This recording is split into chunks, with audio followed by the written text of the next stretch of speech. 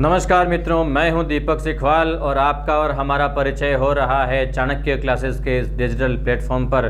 और जैसा कि आप जानते हैं कि अभी तक हम पढ़ते आ रहे थे उपसर्ग अध्याय की जो श्रृंखला चल रही थी, उस श्रृंखला में हमने संस्कृत के 22 उपसर्गों के बारे में पढ़ लिया है। हिंदी के 7-8 उपसर्गों के विषय में भी हमने पढ़ लिया है। अरबी, फारसी और उर्दू भाषा के जो उपसर्ग थे 20-21 उपसर्गों के बारे में भी हमने पढ़ लिया है। इसी उपसर्ग की श्रृंखला में आज हम जिस भाग को पढ़ने जा रहे हैं वो अपना चौथा भाग हो जाता है, जिसको हम कहते हैं उपसर्गवत अव्यय। उपसर्गवत अव्यय। मित्रों, इसी प्रकरण पर आगे बढ़ने से पहले मैं आपसे निवेदन करना चाहूंगा कि चाणक्य क्लासेस के YouTube चैनल को ज़रूर सब्सक्राइब कर लें, बेल आइकन को प्रेस कर लें ताकि आने वाले अपडेट्स सबसे पहले आप तक पहुंचते रहें। चाहे हमारे किसी नए कोर्सेज़ के अपडेट्स हो जो कि ऐप पर लॉन्च होते हैं, चाहे कोई नए वीडियोस या कोई नई फैकल्टीज जिसका इंट्रोडक्शन आपसे होता है, तो उन सब का आपसे परिचय होता रहे नियमित रूप से और आप चाणक्य संस्थान से इसी प्रकार जुड़े रहें। और मित्रों, वीडियो को शुरू से अंत तक ज़रूर देखें। मैं आपको विश्वास दिलाता हूँ कि वीडियो आपकी परीक्षाओं की दृष्टि से बहुत ही महत्वपूर्ण होगा और इसमें जो कंटेंट्स आपको दिए जाएंगे वो भी बहुत ही महत्वपूर्ण होंगे। इसे आप पढ़िएगा, लाइक कीजिएगा, शेयर ज़रूर कीजिएगा और कमेंट सेक्शन के जरिए आप अपनी जो विषयगत कठिनाइयाँ होती है उन कठिनाइयों को भी आप हम तक पहुंचा सकते हैं। निश्चित रूप से मैं और संपूर्ण चाणक्य क्लासेस आपको इस बात का विश्वास दिलाते हैं कि आपकी हर कठिनाई का यथासंभव पूर्ण और यथाशीघ्र समाधान प्रस्तुत किया जाएगा। मित्रों, तो इसी के साथ आज हम बात करते हैं उपसर्गवत अव्यय की। तो मित्रों, यहाँ पर हम बात करेंगे उपसर्गवत अव्यय, यानी कि बहुत से ऐसे अव्यय होते हैं जो उपसर्ग के रूप में शब्दों से पहले जुड़ करके और नए नए शब्दों का निर्माण, नए नए शब्दों की रचना करते हैं। तो ऐसे शब्दों से आपका और हमारा आज जो परिचय होने वाला है, यहाँ पर मैं आपको बता दूं कि इनकी जो संख्या है वो लगभग 40 से 45 तक जा सकती है। वीडियो जो हो सकता है 2 इंस्टॉलमेंट में बनाना पड़े, हमें कोई दिक्कत नहीं है। मित्रों, आप दोनों वॉल्यूम आप देखिएगा और इन तमाम शब्दों को आप ज़रूर पढ़िएगा। आपको आपकी परीक्षाओं में निश्चित रूप से बहुत ही मदद मिलने वाली है। यहाँ पर हम बात करते हैं इन शब्दों की। सबसे पहले हम कुछ ऐसे शब्दों को लिख लेते हैं, नोट कर लेते हैं, जैसे कि इनमें आने वाले जो शब्द हैं, जैसे कि हमने लिख लिया यहाँ पर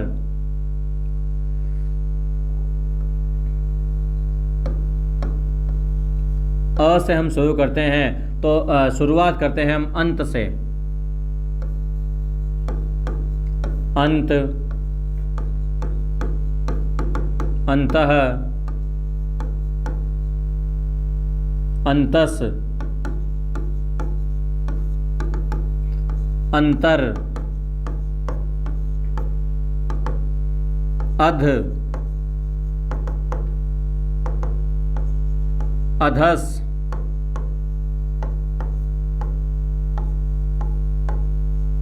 अधः, अधो।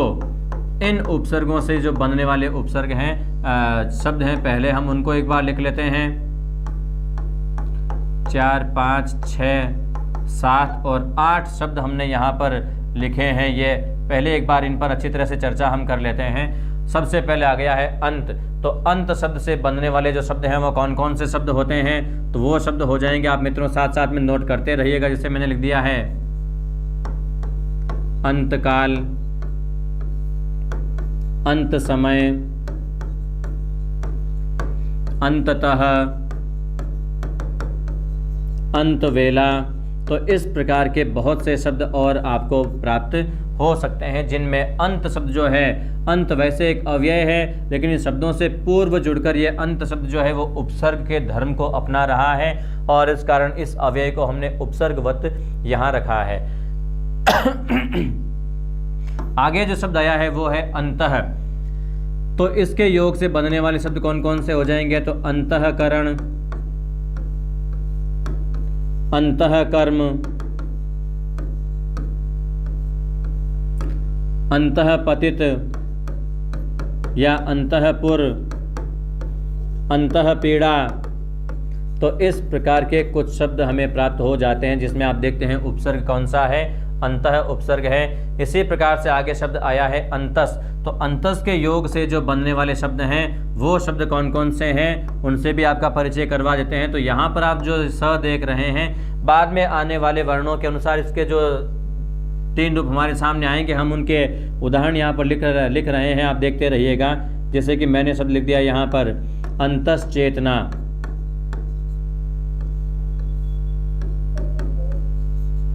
अंतश्चरण, अंतस्थल,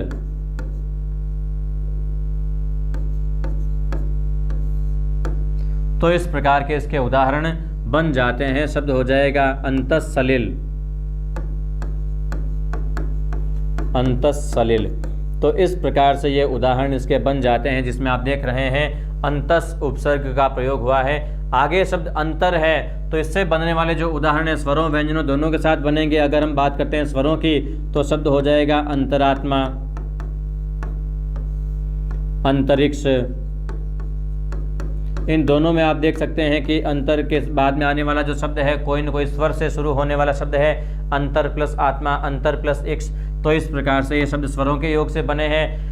व्यंजनों के योग से जब शब्द बनेंगे तो ये जो र है ये बाद वाले वर्ण के ऊपर चला जाएगा, जो र के बाद में आएगा, यानी कि दूसरे पद के प्रथम वर्ण के ऊपर र का जो है वो ऊर्ध्वरेफ हो जाएगा। जिससे शब्द हो जाएगा अंतरजातीय, या शब्द हो गया अंतर्गत। तो इस प्रकार के उदाहरण हो जाते हैं। शब्द हो गया अंतर्द्वंद्व। तो इस प्रकार से उदाहरण बन जाते हैं। अंतर्धान, अंतर्यामी, बहुत ही उदाहरण बनाए जा सकते हैं। शब्दों की कोई सीमा ही नहीं है। आप देखोगे तो बहुत से उदाहरण आपको पुस्तकों में से और मिल जाएंगे। शब्द आया है अध। तो अध का वैसे शाब्दिक अर्थ हो जाता है आधा। कुछ उपसर्गों से जुड़े हुए कभी कभी कुछ अर्थगत सवाल जो पूछ लिए जाते हैं, तो अध का अर्थ आप क्या बताओगे? आधा। तो इससे जो बनने वाले उदाहरण हैं वो कैसे हो जाएंगे? जैसे शब्द आ गया अधमरा, या शब्द आ गया अधकचरा,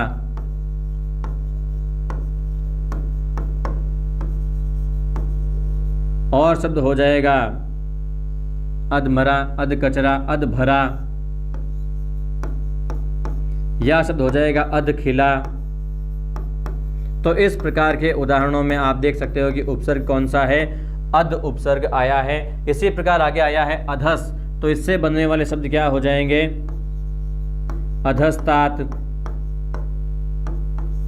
या शब्द हो जाएगा अधस्तल। संस्कृत से जुड़े हुए ये शब्द होते हैं इस प्रकार के, जो इसके अंतर्गत आते हैं। आगे शब्द आ गया है अधः। तो इसके जो शब्द होते हैं वो किस प्रकार से बन जाएंगे? शब्द बन जाएंगे अधः पतित। शब्द हो जाएगा अधः पतन। और एक शब्द हो जाएगा अधः कर्म।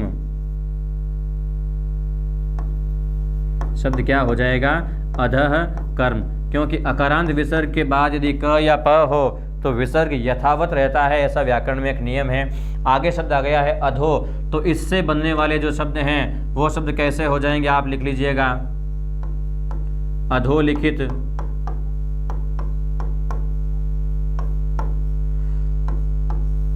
इसी प्रकार शब्द हो जाएगा अधोलेख या अधोमुखी। आगे इसी प्रकार से शब्द हो जाएगा अधोभाग, और इसी प्रकार एक और शब्द हो जाएगा अधोहस्ताक्षर। शब्द क्या हो जाएगा? अधोहस्ताक्षर। तो इस प्रकार से ये शब्द हो जाएंगे यहाँ पर, जिसमें आप देख सकते हैं अधो उपसर्ग का प्रयोग हुआ है।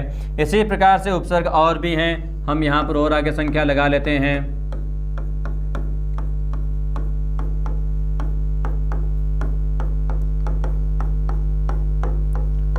16 की संख्या तक हम यहाँ पर पढ़ लेते हैं। अगला शब्द जैसे मैंने लिख दिया अ से ही बनने वाला एक और शब्द आ गया अर्ध, और शब्द हो गया एक अलम।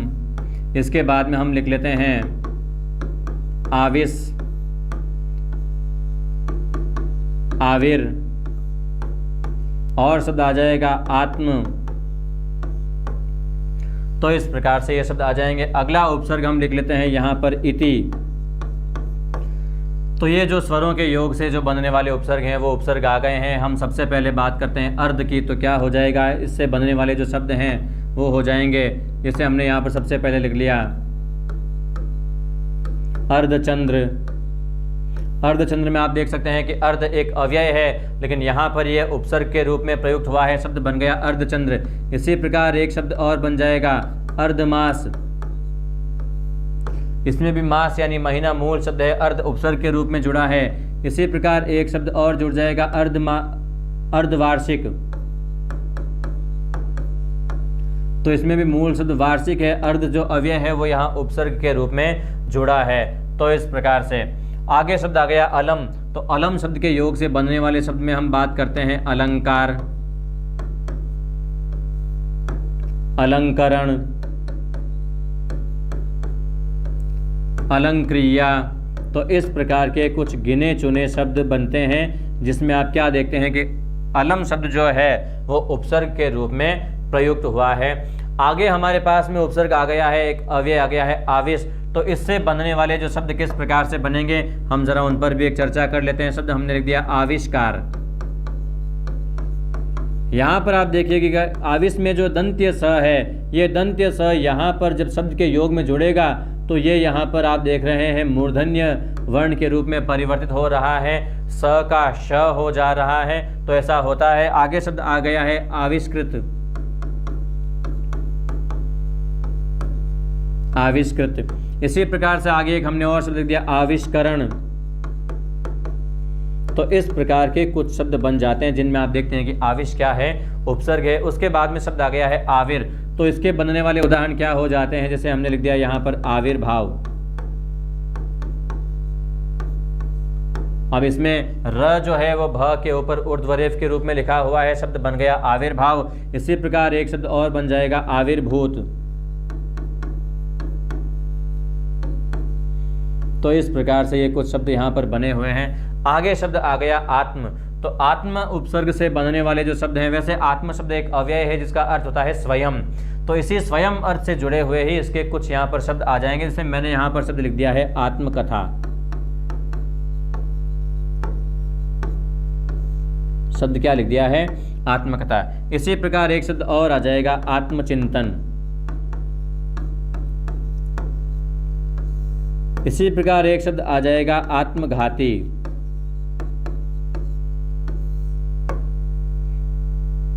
तो इस प्रकार से और भी आपको बहुत से शब्द ऐसे प्राप्त हो सकते हैं। तो इस प्रकार से इसमें आत्म जो अव्यय है वो उपसर्ग के रूप में प्रयुक्त हुआ है। आगे अपने पास में एक अव्यय आया हुआ है इति।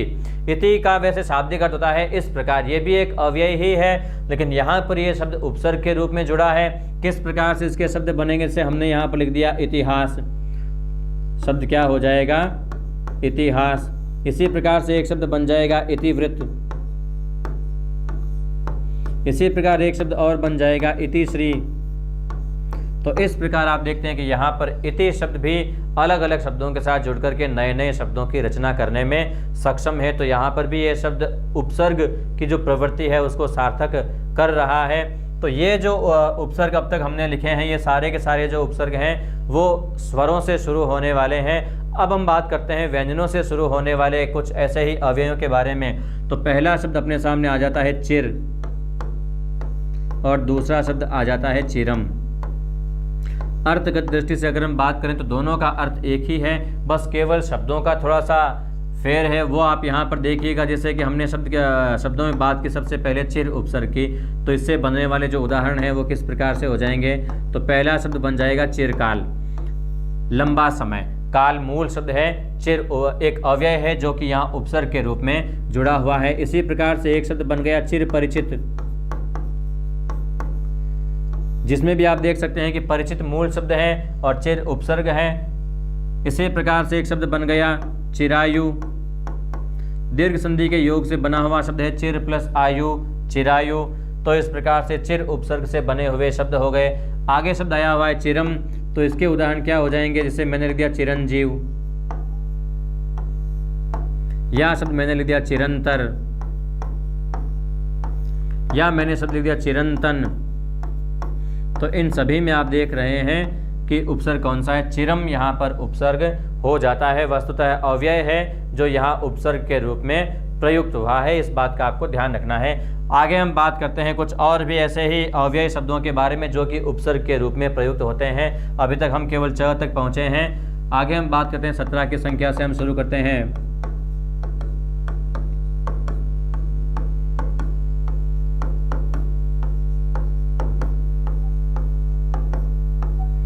चौबीस की संख्या तक हम यहाँ उपसर्ग और आगे लिख लेते हैं। यहां तक हमने देखा था चिरम, यहां पर हम शब्द लिख रहे हैं तत्। मित्रों ये जो तत् शब्द है ये एक बहुत ही विशेष हो जाता है, क्योंकि जिस प्रकार हमने पिछले संस्कृत के उपसर्गों में उत उपसर्ग के बारे में पढ़ा था, वैसे ही तत् उपसर्ग के बारे में भी आप देखोगे कि बहुत से इसके रूपांतरण हमारे सामने आते हैं। आप देखोगे तो तत् शब्द का अर्थ, तत् शब्द के क्या क्या रूप बन जाते हैं, तो वो मैं आपको बता दूं, एक बार परिचित करवा दूं अच्छी तरह से। तत् का रूप बनेगा यहाँ पर तच, तज, और शब्द यहां बन जाएगा तत्, तद, तन, और इसका शब्द बन जाएगा तट, और इसका रूप बन जाएगा तल। तो इन सभी रूपों में हम तत् शब्द के जो उदाहरण है वो बनाते हैं। जैसे सबसे पहले हम बात करते हैं कि तत् का रूपांतरण तच के रूप में किस प्रकार से हो जाता है। उपसर्ग मूल रूप से क्या होगा, तत् ही होगा, लेकिन रूपांतरण किस में हो जाएगा, तच में हो जाएगा। तो ऐसे जो बनने वाले शब्द हैं वो शब्द कौन कौन से हो जाएंगे, तो वो शब्द आप यहाँ पर बराबर नोटिस साथ में करते रहिएगा। जैसे शब्द हमने लिख दिया तच्चेतना, तच्चरण, तच्चिंतन, तच्चर्चा। तो इस प्रकार के शब्द बने हैं जिसमें तत् का रूपांतरण तच के रूप में हुआ है। ये कैसे होगा, त के बाद में जब भी कभी श, च या छ में से कोई वर्ण आएगा तो त का रूपांतरण च में हो जाता है। ऐसा हम पहले संधि में पढ़ चुके हैं। आगे हम बात कर रहे हैं इसी का जो दूसरा जो भेद बनेगा, वो भेद कुछ इस प्रकार से बनेगा कि अब हम तत् का क्या क्या करेंगे, तज कर देंगे। तो ऐसा कुछ हो जाएगा यहाँ पर कि पहले क्या होगा, तत्, और उसका बाद में रूपांतरण किस में हो जाएगा, तज में हो जाएगा। तो ऐसे जो उदाहरण हैं वो उदाहरण कौन कौन से होंगे आप यहाँ पर बराबर देख लीजिएगा साथ में। शब्द हमने लिख दिया यहाँ पर तज्जीवन, तज्जगति, तज्जंतु। तो इस प्रकार के उदाहरण बनते हैं जहां पर आप देखते हैं कि तत् का क्या हो जाता है, तज हो जाता है। और ऐसा कब होता है, जब त के बाद में ज होता है तो त का भी क्या हो जाता है, ज हो जाता है। ये संधि के एक नियम के अंतर्गत हमने बहुत ही विस्तार से पढ़ लिया है इस चीज़ के बारे में, इसलिए ज़्यादा चिंता करने की ज़रूरत नहीं है। फिर भी कोई समस्या हो तो संधि भाग के व्यंजन संधि पार्ट का एक बार फिर से अवलोकन कर लीजिएगा, उसको एक बार फिर से देख लीजिएगा। आगे हम बात करने जा रहे हैं, तत् का तच हो गया, तज हो गया। आगे हम तत् को यथावत रखते हैं। तो तत् का तत् रूप कब यथावत रहता है, उसके भी हम कुछ उदाहरण यहाँ पर देख लेते हैं। जब बाद में आने वाले वर्ण वर्गों के प्रथम या द्वितीय वर्ण हो तो तत् जो है वो यथावत रहता है। जैसे कि आप देख सकते हैं तत्काल, तत्काल में तत् के बाद में आने वाला जो वर्ण है वो क वर्ग का प्रथम व्यंजन है, तो यहाँ तत् के रूप में कोई परिवर्तन नहीं हुआ। इसी प्रकार आप देखोगे तत्परिणाम, तो तत्परिणाम में भी कुछ ऐसा ही हुआ है कि यहाँ पर भी जो है वो तत् यथावत रहा है। तत्फल, यह शब्द हो जाएगा तत्सम। तो इस प्रकार के इन सभी शब्दों में आप देख रहे हैं तत् क्या है, यथावत रहा है। आगे हम बात करते हैं अब तत् का जो रूपांतरण है वो किस रूप में हो जाएगा, तत् का रूपांतरण तद के रूप में हो जाएगा। कब होगा, जब बाद में आने वाला वर्ण या तो कोई स्वर हो या वर्गों के तीसरे चौथे वर्ण हो। तो किस प्रकार से होता है, तत् का तद। अब इस चीज के बारे में हम देखते हैं। तो यहाँ पर आप कुछ शब्द देखोगे, जैसे हमने शब्द लिख दिया तदंतर, या हमने शब्द लिख दिया तदाकार, या हमने शब्द लिख दिया तदिच्छा। इन सभी में आप देखिएगा एक शब्द तदुपरांत भी हो जाता है। तो तत् के बाद में कोई कोई स्वर जरूर आया। जैसे हम बात करते हैं तदुपरांत की, तो इसका संधि विच्छेद करेंगे तो क्या हो जाएगा, तत् प्लस उपरांत हो जाएगा, जिसमें आप देखिए पहले त है बाद में उ है, तो त का रूपांतरण द के रूप में होकर के शब्द क्या हो जाएगा, दु हो जाएगा। तो शब्द क्या हो जाएगा, तदुपरांत। क्या हो जाएगा, तदुपरांत। तो ये चीज़ भी हम व्यंजन संधि में बहुत ही डिटेल से पढ़ चुके हैं। व्यंजन संधि आपको मैं फिर से कहता हूँ कि इन उपसर्गों को पढ़ने से पहले एक बार आप ज़रूर देख लीजिएगा। आगे हम बात करते हैं कुछ व्यंजनों के बारे में जहाँ पर त का द किस प्रकार से होता है। तो जैसे कि हमने यहाँ पर शब्द लिख दिया है तदगति, या हमने शब्द लिख दिया है तददर्शन, या हमने शब्द लिख दिया है तदविचार, या हमने शब्द लिख दिया है तद्रूप। तो इन सभी में आप देखते हैं कि कोई न कोई व्यंजन बाद में आया है, जैसे तत्व प्लस विचार तद्विचार, तत्व प्लस दर्शन तद्दर्शन, तत्व प्लस गति तद्गति। तो यहाँ पर त का रूपांतरण द के रूप में हो रहा है। अब हम बात करते हैं त का रूपांतरण न के रूप में कब होता है, किस प्रकार से होता है। तो अब हमें क्या देखना है, पहले क्या रूप है, तत् उपसर्ग है जिसका रूपांतरण किस रूप में आ रहा है, तन के रूप में हमारे सामने आ रहा है। तो ऐसा कब होता है, जब बाद में न या म यानी पंचम वर्ण हो।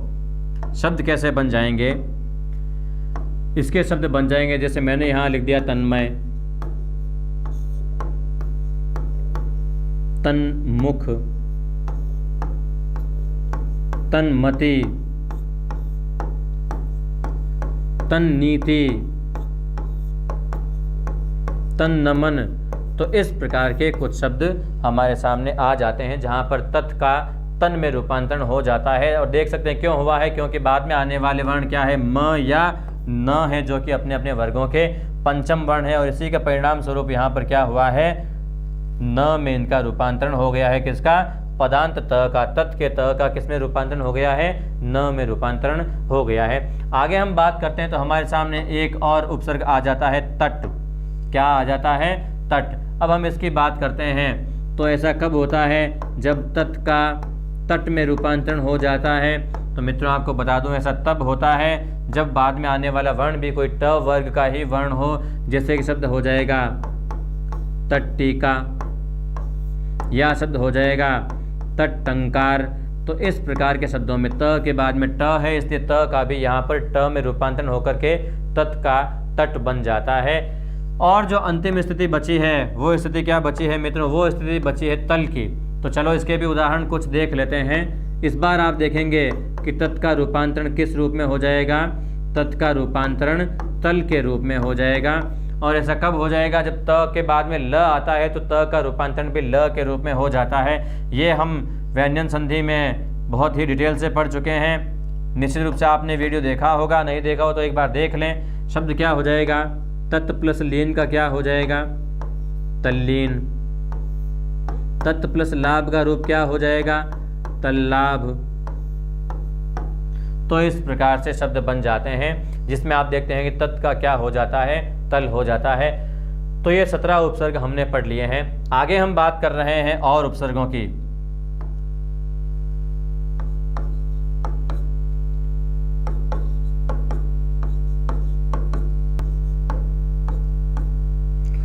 आगे शब्द हम लिख लेते हैं तिरो और तिरस। इन दो उपसर्गों की हम और बात कर लेते हैं। त से शुरू होने वाले हैं, ये आकार आदि के क्रम में ही हम अल्फाबेटिक क्रम में ही हम इन सारे के सारे उपसर्गों को लिख रहे हैं। अब इनके जो उदाहरण है वो आप देखिए, तिरो का क्या हो जाएगा, तिरो उपसर्ग से बने हुए शब्द हो जाएंगे तिरोहित, तिरोभव, तिरोधान, तिरोभूत। तो इस प्रकार से ये शब्द यहाँ पर बन जाते हैं। आगे हम बात करते हैं तिरस की। तो इसके उदाहरण क्या हो जाएंगे, तिरस्कार, तिरस्कृत, तिरस्करण, तिरस्क्रिया। तो इस प्रकार के यहाँ पर कुछ शब्द बन जाते हैं जिसमें आप देख सकते हैं उपसर्ग कौन सा है, तिरस उपसर्ग जुड़ा हुआ है। आगे हम बात करते हैं कुछ और भी इन उपसर्गों के बारे में। तो आगे आने वाले जो और उपसर्ग हो जाएंगे, अगला उपसर्ग हम पढ़ लेते हैं नाना।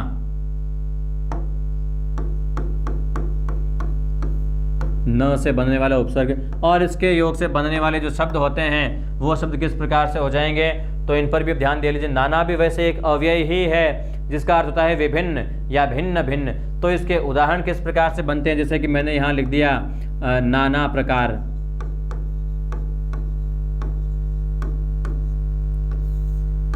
या नाना पुष्प, या शब्द आ जाएगा नाना पकवान। तो इस प्रकार के उदाहरणों में आप देखते हैं कि नाना जो एक अव्यय है वो उपसर्ग के रूप में यहाँ पर प्रयुक्त हुआ है। इसके बाद में हम बात करते हैं कुछ और उपसर्गों की जो इसी प्रकार से प्रयुक्त हुए हैं। तो हम यहाँ पर बात करते हैं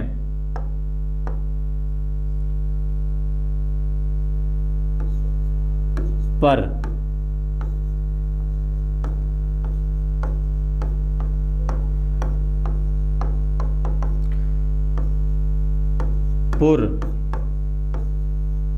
पूर्व वैसे अरबी भाषा का पूरा यहाँ पर लिख लेते हैं। उसके बाद में यहाँ शब्द हो जाएगा परिश, फिर हो जाएगा यहाँ पर पुनः, पुनस, और आगे हम पुनरुपसर्ग के बारे में भी चर्चा करेंगे। पहले एक बार यहाँ पर देख लेते हैं। सबसे पहले आपके सामने एक शब्द आया है पर। तो ये जो पर उपसर्ग है ये आपको संस्कृत के परा उपसर्ग के तुल्य बहुत ही परेशान करता है। वहाँ परा उपसर्ग में मैंने आपको स्पष्ट लिखवाया है कि परा उपसर्ग में कोई संधि नहीं होती है, जबकि पर उपसर्ग के योग में कई संधियाँ प्रयुक्त होगी। आगे आप उदाहरणों में देखोगे। वैसे पर शब्द का जो अन्य जो अर्थ होता है वो इसका अर्थ होता है विभिन्न। पर उपसर्ग का अर्थ होता है अन्य। इसी प्रकार पूरा उपसर्ग का अर्थ होता है प्राचीन। परिस उपसर्ग का अर्थ हो जाता है शुद्ध। पुनः का वैसे ये अव्यय है, इसका कोई अर्थ पुनः का मतलब फिर इसी के संदर्भ में होता है। पुनः भी इसी अर्थ या इसी प्रसंग में प्रयुक्त होता है। अब हम बात करते हैं इनके योग से बनने वाले शब्दों की। तो जैसे कि हमने शब्द लिख दिया यहाँ पर परप्रीत, परजीवी। तो इसके अर्थ में तो पर का अन्य के अर्थ में मैंने आपसे कहा था कि संधियों के योग में भी उदाहरण बनते हैं। तो जैसे कि शब्द हमने लिख दिया पराश्रित, तो इसमें क्या हो जाएगा पर प्लस आश्रित। तो मूल उपसर्ग कौन सा है, पर उपसर्ग है, यहाँ परा उपसर्ग नहीं है। इसी प्रकार एक शब्द और हमने लिख दिया पराधीन। तो इसमें भी आप देखोगे कि पर उपसर्ग है, परा उपसर्ग नहीं है। तो इस प्रकार के उदाहरण बनते हैं पर उपसर्ग के योग में। अगला शब्द आया है पूरा, जिसका अर्थ क्या होता है प्राचीन। तो शब्द क्या हो जाएंगे इनके पुरातत्व, पुरापाषाण, पुरातन। तो इस प्रकार से इसके उदाहरण बन जाते हैं। आगे एक पूर्व भी बनेगा, हम उसके उदाहरणों की भी आगे चर्चा करेंगे। आगे अपने पास उपसर्ग लिखा हुआ है परिस। तो इसके योग से बनने वाले शब्द क्या हो जाएंगे, पहला शब्द हो जाएगा परिष्कार, दूसरा शब्द हो जाएगा परिष्कृत, तीसरा शब्द क्या हो जाएगा परिष्करण, परिष्कार्य, परिष्कृति। तो इस प्रकार से इसके उदाहरण बन जाते हैं। अगला उपसर्ग पुनः। तो पुनः के योग से जो बनने वाले शब्द हैं, वैसे ये एक अव्यय है, अव्यय के रूप में इसका प्रयोग होता है, लेकिन ये कई बार उपसर्गों के रूप में भी प्रयुक्त हो सकता है। इससे जो बनने वाले शब्द हैं वो कौन कौन से हैं, जरा हम उन पर एक बार चर्चा कर लेते हैं। पुनः प्राप्ति में आप देख सकते हैं कि पुनः शब्द उपसर्ग के रूप में प्रयुक्त हुआ है। पुनः कृत में भी आप देख सकते हैं कि पुनः उपसर्ग के रूप में प्रयुक्त हुआ है। पुनः पीड़ा शब्द में भी आप देख सकते हैं कि पीड़ा शब्द से पहले पुनः उपसर्ग के रूप में आया है। तो ये जो अव्यय है वो उपसर्ग के रूप में भी बराबर आ सकता है। आगे हम बात करते हैं पुनस् की। तो इसके बनने वाले शब्द क्या हो जाएंगे, पुनश्चर्या, या शब्द हो जाएगा पुनश्चर्चा, और शब्द हो जाएगा पुनस्तरण, और शब्द क्या हो जाएगा। तो इस प्रकार से हम देखते हैं कि ये पुनस के बने हुए पुनस उपसर्ग से या अव्यय से बने हुए शब्द हो गए, जिसमें अव्यय होते हुए भी ये शब्द उपसर्ग के रूप में प्रयुक्त हुआ है। आगे हम कुछ और शब्दों की बात करते हैं।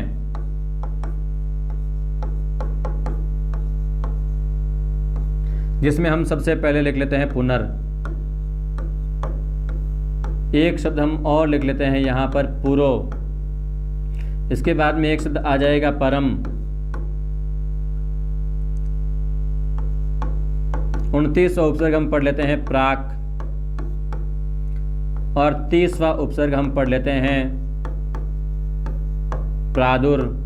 तो इस प्रकार से ये शब्द प से बनने वाले जो अव्यय हैं हम इन पर चर्चा कर रहे हैं, जो उपसर्ग के रूप में यहाँ पर आए हैं। सबसे पहले शब्द आया है अपने पास में पुनर। तो हम इसके उदाहरण स्वरों के साथ में भी लिखेंगे, व्यंजनों के साथ में भी लिखेंगे, जैसा कि मैं आपको बता चुका हूँ। तो व्यंजनों के साथ, स्वरों के साथ में जब इसके उदाहरण होंगे तो क्या होगा, र के साथ में जो भी स्वर आया है बाद में उस स्वर की हम क्या लगा देंगे, मात्रा लगा देंगे। यानी र में जो स्वर बाद में आएगा उस स्वर की हम क्या लगा देंगे, मात्रा लगा देंगे। जैसे शब्द आ गया पुनरावृत्ति, तो पुनर प्लस आवृत्ति, पुनरिच्छा यानी कि पुनर प्लस इच्छा। तो इस प्रकार से इसके उदाहरण बन जाते हैं। व्यंजनों के योग में जब उदाहरण बनेंगे तो र जो है वो आगे वाले वर्ण के ऊपर चला जाएगा। जैसे शब्द हमने लिख दिया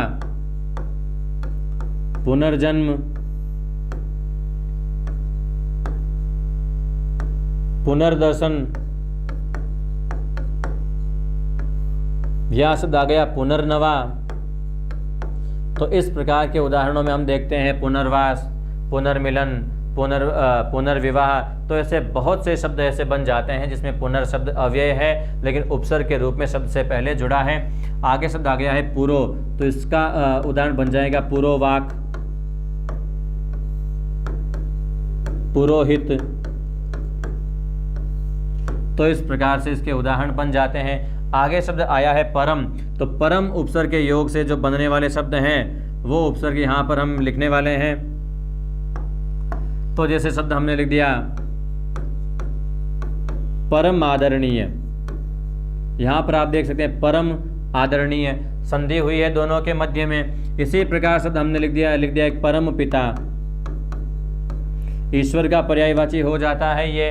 इसी प्रकार हमने इसके हलंत में एक रूप लिख दिया परंपरा, ये भी रूप यहाँ पर मान्य है। परम में म पूर्ण भी हो सकता है, म हलंत भी हो सकता है, दोनों टाइप के उदाहरण आते हैं। तो इस प्रकार से आगे उपसर्ग आया है अपने पास में प्राक। प्राक का अर्थ होता है प्राचीन, ये भी एक अव्यय है लेकिन यहाँ पर ये शब्द उपसर्ग के रूप में जुड़ करके नए नए बहुत से शब्द बनाएगा। जैसे हमने शब्द लिख दिया है यहाँ पर प्राक कथन, या हमने शब्द लिख दिया है प्राक चर्चा, प्राकचरण,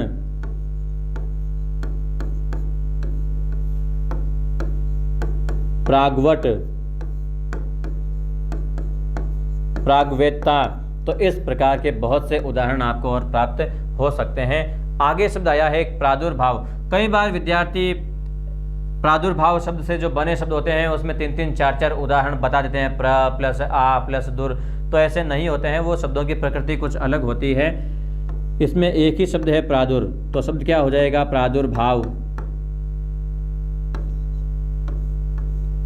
एक शब्द हो जाएगा प्रादुर्भूत। तो इस प्रकार से बहुत ही सीमित मात्रा में इसके उदाहरण बनते हैं। तो आज हमने यहाँ पर उपसर्गवत अव्यय के 30 शब्दों से हमने परिचय किया है। मित्रों, आज की क्लास हम यहीं तक रखते हैं क्योंकि वीडियो काफ़ी लंबा हो जाएगा, देखने में आपको भी काफ़ी परेशानी हो रही होगी। अगले वीडियो में भी हम इससे आगे और चर्चा करेंगे।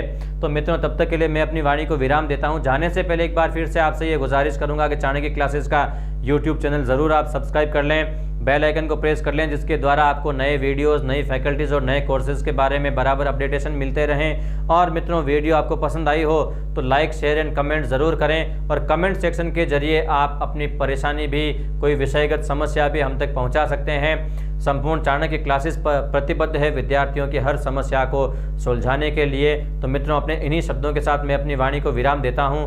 तब तक के लिए स्वस्थ रहिए, मस्त रहिए, मुस्कुराते रहिए और पढ़ते रहिए, और समय समय पर हमारे वीडियो को देखते रहिए। मित्रों, जय हिंद, नमस्कार।